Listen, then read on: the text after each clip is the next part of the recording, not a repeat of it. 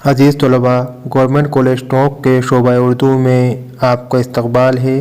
آج کی ہماری گفتگو کا موضوع BA سال اول کی نصابی کتاب معیار ادب کا تیسرا سبق خطوط ہے۔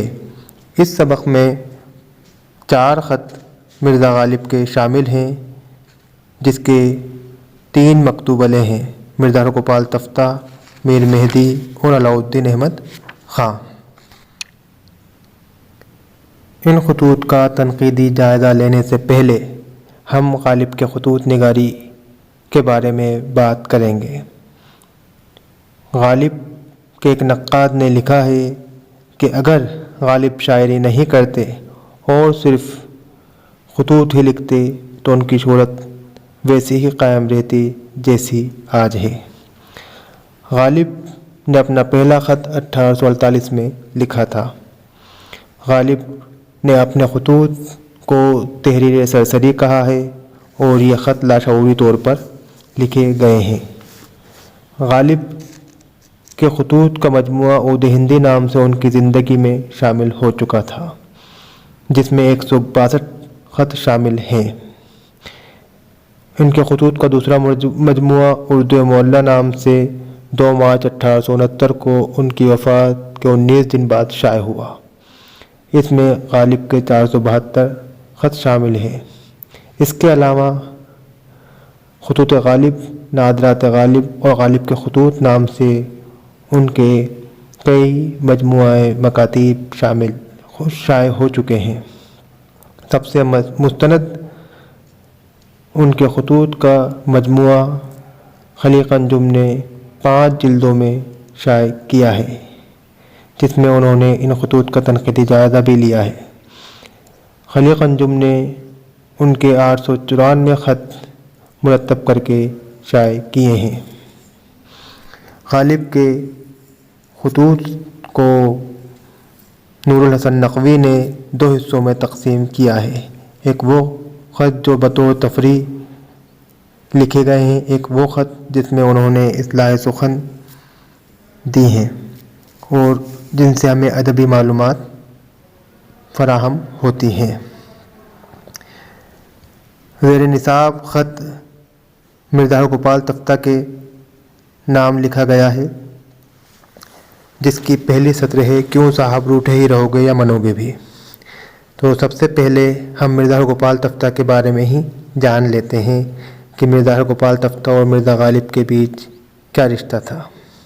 مرزا ہرگوپال تفتہ مرزا غالب کے شاگرد رشید تھے، یعنی ان کے فیوریٹ شاگرد تھے، اور وہ مرزا ہرگوپال تفتہ کو گاہے بگاہے اور خطوط کے ذریعے ان کے کلام پر اصلاح سخن دیا کرتے تھے۔ غالب نے مرزا ہرگوپال تفتہ کو 123 خط لکھے ہیں۔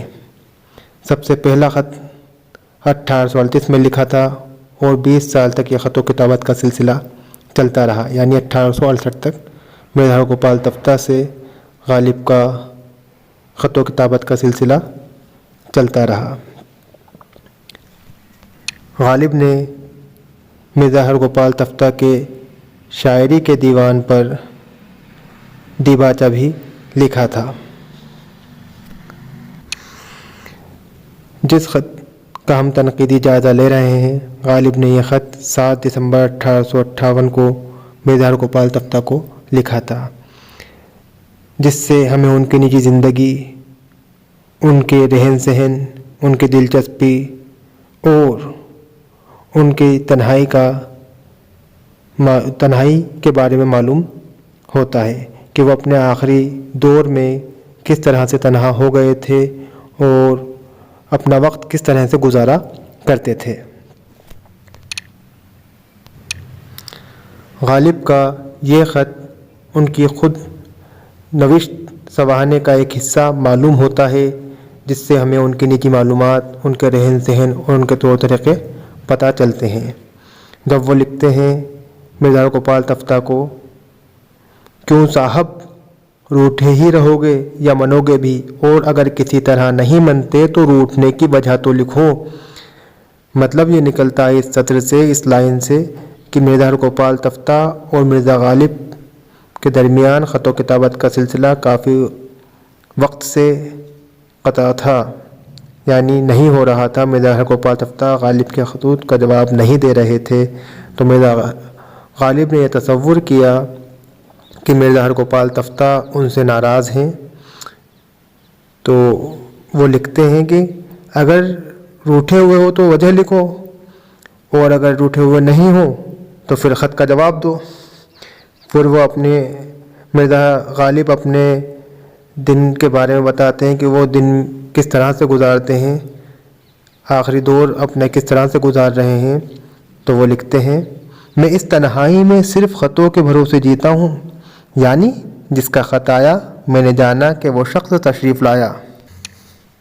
غالب ایک انسان دوست شخص تھے، وہ تنہائی میں رہنا پسند نہیں کرتے تھے۔ 1857 کے غدر کے بعد جب کافی ان کے دوست احباب، حقیقی بھائی فوت ہو گئے، کچھ لوگ دلی چھوڑ کر دوسری جگہ منتقل ہو گئے، دوسری ریاستوں میں منتقل ہو گئے، تو وہ تنہا رہ گئے، اور انہوں نے اپنی تنہائی کو محفل میں بدلنے کا جو طریقہ ایجاد کیا وہ خطوط ہی تھے۔ انہوں نے خلوت کو ایک انجمن میں تبدیل کر دیا۔ وہ یہ کہتے تھے کہ جس شخص کا بھی خط میرے پاس آتا تھا تو میں یہ محسوس کرتا تھا کہ وہ شخص خود تشریف لایا ہے، اور وہ جب ان خطوں کا جواب دیا کرتے تھے تو بطور مکالمہ وہ ان سے کا جواب دیا کرتے تھے۔ خدا کا آگے دیکھیے، خدا کا احسان ہے کہ کوئی دن ایسا نہیں ہوتا جو اطراف و جوانب سے دو چار خط نہیں آ رہتے ہوں، بلکہ ایسا بھی دن ہوتا ہے کہ دو بار ڈاک گھرکارا خط لاتا ہے، ایک دو صبح کو، ایک دو شام کو۔ میری دل لگی ہو جاتی ہے، دن ان کو پڑھنے اور جواب لکھنے میں گزر جاتا ہے۔ یعنی غالب کے شاگرد عزیز اور دوست ان کو خط و کتابت کیا کرتے تھے، خط سے ان کا تعلق بنائے رکھتے تھے۔ کر کے آتا تھا، غالب کا خود کا کہنا تھا کہ آپ مجھے صرف خط لکھیں اور بے رنگ بھیجیں، میں خود ان خطوط کو ٹکٹ کے پیسے دے دیا کروں گا، لیکن آپ مجھے خط تو لکھا کریں۔ ان کی دوسرا کہنا یہ تھا کہ وہ دہلی شہر میں اور ہندوستان کے ادبی محفل میں اتنے مشہور ہیں کہ آپ صرف غالب کا نام لکھ کر خط پوسٹ کر دیں، خط ان کے گھر پر خود آ جایا کرے گا، پتہ لکھنے کی بھی ضرورت نہیں ہے۔ آگے وہ لکھتے ہیں، مرزا ہرگوپال تفتہ سے شکایت کرتے ہیں کہ یہ کیا سبب 10 12 دن سے تمہارا خط نہیں آیا، یعنی تم نہیں آئے۔ مطلب یہ ہے کہ 10 12 دن سے مرزا ہرگوپال تفتہ کا خط غالب کے پتے پر نہیں آیا، یعنی وہ خود غالب سے ملاقات کرنے نہیں آئے۔ اگر ہم بات کریں 10 12 دن کی، تو غالب نے یہ خط 7 دسمبر 1858 کو مرزا ہرگوپال تفتہ کو لکھا تھا۔ 7 دسمبر سے 12 دن پیچھے اگر ہم جائیں گے تو 27 نومبر یا 25 نومبر سے مرزا ہرگوپال تفتہ کا خط نہیں آیا تھا۔ اب وہ کہتے ہیں، خط لکھو صاحب، نہ لکھنے کی وجہ لکھو، آدھ آنے میں بخل نہ کرو، ایسا ہی ہے تو بے رنگ بھیجو۔ اب یہ حکم ہے یا التجا؟ لیکن وہ کہتے ہیں ہرگوپال تفتہ سے کہ خط لکھو صاحب، نہ لکھنے کی وجہ لکھو۔ اگر آپ خط نہیں لکھتے مرزا غالب کو تو اس کی بھی وجہ لکھو۔ آدھ آنے میں، یعنی آدھ آنے کو اس وقت زمانے میں جو ٹکٹ چلتا تھا اس میں بخل نہ کرو، اس میں کنجوسی نہ کرو۔ اگر پیسے نہیں ہیں خط بھیجنے کے تو اسے بے رنگ بھیج دو، بنا ٹکٹ لگے ہوئے بھیج دو، میں خود اسے چھڑا لوں گا، لیکن خط تو لکھو۔ اس طرح غالب کا یہ خط ان کی نجی معلومات، رہن سہن، نجی دلچسپی، خلوت و تعلقات کی غمازی کرتا ہے، یا یوں کہیں ان کی خود نوشت سنوارنے کا ایک جز ہے۔ اس خط کی ایک سوانحی حیثیت بھی ہے۔ شکریہ۔